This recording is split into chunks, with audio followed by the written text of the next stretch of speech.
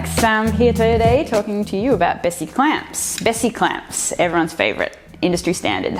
Why do I use Bessey Clamps? Well, they're what I started with, but they're ones that last. A Bessey clamp has really good mechanisms. They're made in Germany. They've got a really solid bar, and the heads don't come off. Most importantly, what I've found time after time is Bessey clamps stay straight. They don't bend. So we've got the standard F-body Bessey clamp, which everyone loves, everyone uses. Hold down your work, clamp together things. Really a great tool for the workshop. But they've improved on this. So we've got a stronger Bessey clamp, and I'm going to point out some of the features. We've got a really strong, sturdy bar. We've got an ergonomic nylon and rubber grip.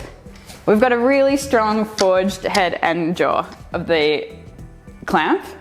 And just generally all over, you can feel it's a much more solid product. Another handy little feature we've got here, if you come in closely, is we've got a grub screw here, which helps secure the jaw into the bar and stops it from dropping down, which can be a problem in the other version.